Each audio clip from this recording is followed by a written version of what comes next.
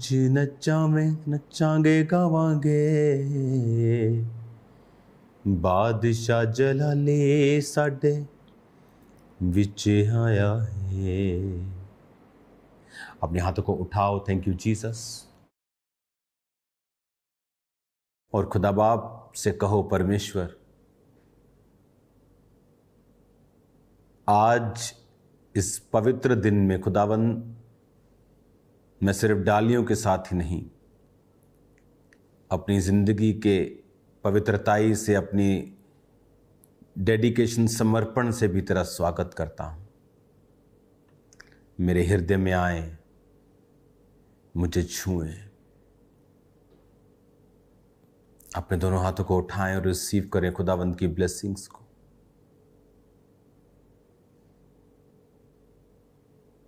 तुम आशीषित हो अंदर जाते वक्त, बाहर आते वक्त, बैठते वक्त, उठते वक्त, अपने बिजनेस में, अपनी जॉब में तुम्हारी जमा की हुई चीजें आशीषित हों। तुम्हारे सिर पर कभी तेल की कमी ना हो, कभी अभिषेक तुम्हारी जिंदगियों से कम ना हो। तुम्हारे वस्त्र सदा उजले रहें, पवित्रताई की तुम में कमी ना हो। यहोवा मेरा बादशाह, ओ करदा भला सदा, ओ करदा भला अपने लोकां दे नाल, ओ करदा भला अपने लोकां दे नाल, ओदा वखरा अंदाज सदा। यहोवा मेरा बादशाह, ओ करदा भला सदा। खुदा बाप तेरी भलाई के लिए तेरा शुक्र करते हैं। इन वचनों को सुनने से यह आशीषित और कभी भी सेम न रहे, प्रभु यीशु मसीह के पवित्र नाम में, आमीन, आमीन, आमीन।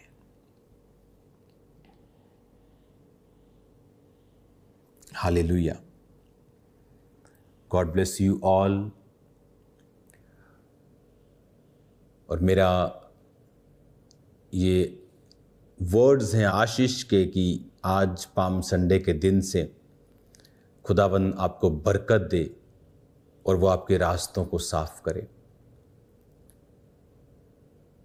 आज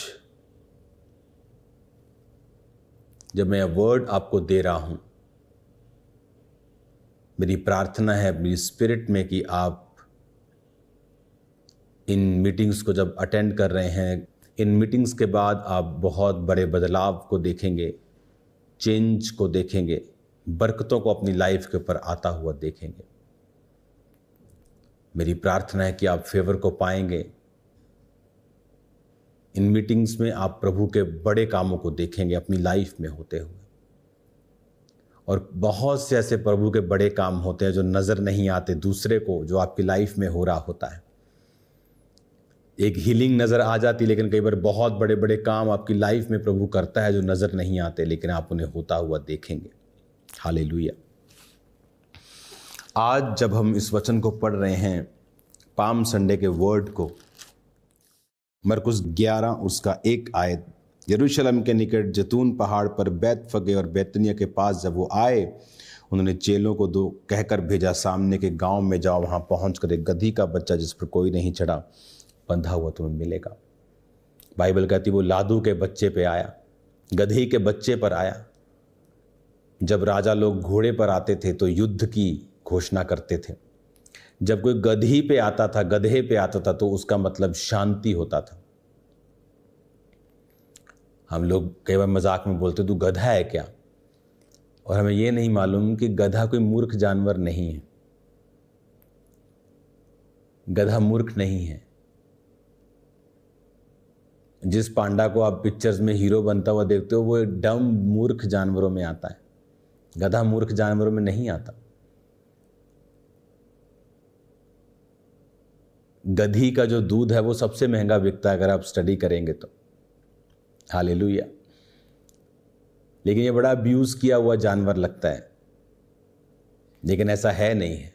बाइबल कहती जब राजा लोग गधी पे आते थे तो इसका मतलब होता था कि ये शांति का लड़ने के लिए नहीं आए। तो परमेश्वर ने गधी के बच्चे को ही क्यों चुना?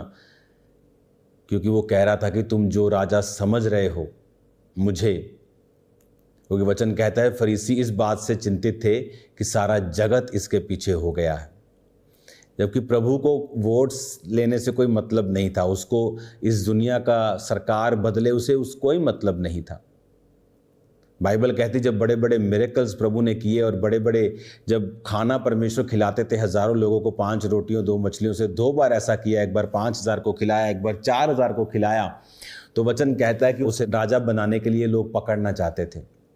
जब यीशु मसीह को मालूम होता था कि ये मुझे राजा बनाने के लिए पकड़ना चाहते हैं, क्योंकि उन्हें लगता था कि ये ऐसा जन है जो अपनी प्रजा को खाना दे सकता है, ये ऐसा जन है जो अपने प्रजा को चंगा कर सकता है, ये ऐसा जन है जो अपने प्रजा को खाने का इंतज़ाम कर सकता है, रोटी दे सकता है, ये अपने प्रजा को सुख दे सकता है, मुर्दे जिंदा कर सकता है। There is no one better than him as a king. हम इसे चाहते हैं कि ये राजा बने, लेकिन जब यीशु मसीह को मालूम होता था कि ये मुझे पॉलिटिकली यूज़ करना चाहते हैं, तो वचन कहता है कि वो वहाँ से निकल जाया करते थे और प्रार्थना में पहाड़ों पर चले जाया करते थे। क्योंकि यीशु मसीह का राज, वो कहता मेरा पृथ्वी का नहीं, मेरा स्वर्ग का राज्य है। मैं स्वर्ग के राज्य को पृथ्वी पर स्थापित करने आया हूँ। छोटा करने की कोशिश कर रहे थे परमेश्वर को कि क्रिश्चियन लोग बढ़ जाएंगे, ये अपनी वोट बैंक चाहते हैं। परमेश्वर नहीं चाहता, परमेश्वर नहीं चाहता। बहुत लोग सोचते हैं कि इज़राइल जो हमला करता है फिलिस्तियों के ऊपर, लोग बच्चे वहाँ मरते हैं कि प्रभु की इच्छा है। प्रभु की इच्छा ये नहीं है, प्रभु की इच्छा ये नहीं है। वो नहीं चाहता कोई मरे, शैतान चाहता है। परमेश्वर का वचन कहता है अपने दुश्मनों को माफ़ करना, लो स्पिरिट रखना, दीन स्पिरिट रखना, नुकसान ना पहुंचाने वाली, कबूतर के समान बनना, सांप के समान बनना बचने के लिए, कबूतर के समान बनना हार्मलेस होने के लिए। हालेलुया। तो वचन कहता है कि जब यीशु मसीह आ रहे थे गधी के बच्चे पे, यानी वो शांति का समाचार देने के लिए आ रहे थे। आज आप देखें बहुत से अमीर लोगों के घरों में शांति नहीं, रिचेस्ट लोगों के घरों में शांति नहीं, परिवारों में इतनी उनके भसड़ मची है, खराब हुआ पड़ा सब कुछ। मैं आपको बता नहीं सकता क्या हालत हुई पड़ी है उन लोगों की जो लोगों के लिए आइडल्स हैं। लेकिन अगर आप उनके घरों में एक झलक मारेंगे तो आपके अपने घर आपको ज़्यादा अच्छे लगेंगे। इतना मुश्किल है उनके परिवारों को सरवाइव करना, अंदर इतनी फाइट्स हैं उनके कि वो सिर्फ दुनिया के सामने ही बस सेलिब्रिटी हैं। तो इसका मतलब क्या है? इसका मतलब यह है कि उनकी लाइफ में अगर जीसस नहीं है, पीस नहीं है। वो गधी के बच्चे पे आया कि वो कहता मैं शांति का समाचार देने के लिए आया हूँ। तेरे परिवार में शांति नहीं, मैं तेरे परिवार में शांति को लेके आऊँगा।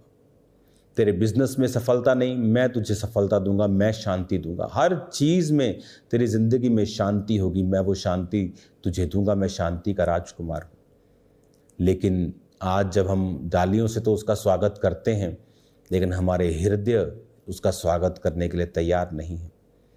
अगर इनमें पाप है, व्यभिचार है, चोरियां हैं, चकारियां हैं, चलाकियां हैं, चुगलियां हैं, निंदाएं हैं, तो आपके हृदय में या तो शैतान रह सकता है या परमेश्वर रह सकता है। अगर आप अपने हृदय में परमेश्वर को एक्सेप्ट करना चाहते हैं तो अपने हृदय को खाली करें और उसे कहें प्रभु मेरे जीवन में आ, पाप रहित उसे करें। अपने आप को समर्पण करते हुए प्रार्थना में, फास्टिंग में एक धर्मी जीवन, क्रिश्चियन जीवन जीते हुए प्रभु को पुकारें। फिर देखिए वो आपकी लाइफ में क्या करता है। जब प्रभु यीशु मसीह उस घर में थे जहाँ दाखरस कम हो गया था, शादी वाले घर में, तो वहाँ बेइज्जती होनी थी, लेकिन जीसस वहाँ थे तो वहाँ इज्जत हुई। कहते वाह तूने अच्छा दाखरस अब तक रख छोड़ा था, वाह मज़ा आ गया। अगर वो अपना एफर्ट लगाते तो क्या करते? साथ वाले गांव में जाते, किसी शॉप में जाते, दुकान में जाते, 2-4 घंटे लगते, क्योंकि इमरजेंसी थी, पूरी तैयारी तो थी नहीं, इतने में बारात चली जाती। बहुत से लोग दुखी हो जाते, निराश हो जाते कि अब लेट हो गए। मान लो आप खाना खा रहे हैं, आपने खाना खा लिया, आप खाना खा रहे, खाते खाते सब्जियां ख़त्म हो गई, थोड़ी सी एक सब्जी ख़त्म, 4 सब्जियां, उनमें से 3 सब्जियां ही ख़त्म हो गई। अब आप ये थोड़ी करेंगे चलो बाद में खाते, अब खा रहे हैं, आपको चल ले आया यार एक सब्जी से खाते हैं, जब आपने खा लिया तो। आप सभी को जय मसीह की दोस्तों, मेरा नाम है रोहित कुमार। आप देख रहे हैं फ्रेश अड्डा चैनल के माध्यम से और प्रभु के मीठे वचनों और पवित्र नामों में आपका स्वागत करता हूं। दोस्तों, आप सभी लोगों के बीच में लेके आ चुका हूं एक और अंकुर नरूला जी की सामर्थ्य से भरी अंकुर नरूला जी की प्रार्थना। दोस्तों, आज की भविष्यवाणी विशेष रूप में उन लोगों के लिए है जो हमेशा निराश और उदास और परेशान और चिंता में रहते हैं, तरह तरह की प्रॉब्लमों से जो जूझते रहते हैं। तो मेरे प्रियो, आपको चिंता करने की ज़रूरत नहीं है। बस आपको परमेश्वर पर भरोसा रखना है, श्रद्धा रखना है और प्रभु से कहना है कि हे सर्वशक्तिमान परमेश्वर, मुझे बुद्धि और सामर्थ और बल दे। वो सर्वशक्तिमान परमेश्वर आपको आज़ादी देगा, क्योंकि मेरे प्रियो बहुत से ऐसे मसीही लोग हैं जो आज हमेशा निराश और उदास और चिंता से हमेशा परेशान रहते हैं। तो मेरे प्रियो, आपको चिंता करने की ज़रूरत नहीं है, बस आपको भरोसा रखना है, श्रद्धा रखना है।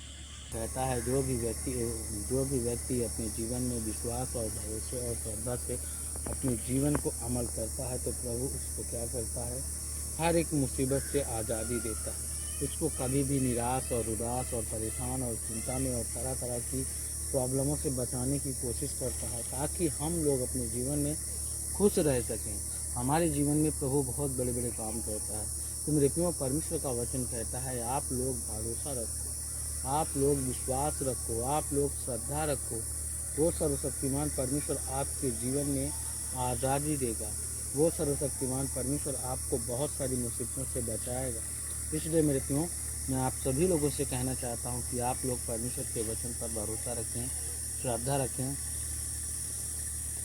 प्रभु के वचन के तहत अपने जीवन को व्यतीत करें। प्रभु आपको हर एक मुसीबत से बचाने का काम करेगा। आपके जीवन की हर एक प्रॉब्लम को, हर मुसीबत को, हर एक प्रॉब्लम को परमेश्वर आज़ादी देगा, ताकि आप लोग अपने जीवन में खुशी से अपने परिवार के साथ अपना जीवन व्यापन कर सकें। आपके जीवन की हर एक मुसीबत, हर एक प्रॉब्लम, हर एक दिक्कत से आज़ाद हो सकें। क्योंकि मेरे प्रियो, प्रभु का वचन कहता है कि विश्वास ही ऐसा चीज़ होता है जो लोगों के जीवन को पल भर में बदल देता है, जो लोगों को हर एक मुसीबत से आज़ादी देता है, जो लोगों को कभी भी निराश और उदास और चिंता में नहीं रहने देता। तो आप सभी को जय मसीह की दोस्तों। God bless you all of you. आमीन। नेक्स्ट वीडियो मिलता हूँ दोस्तों।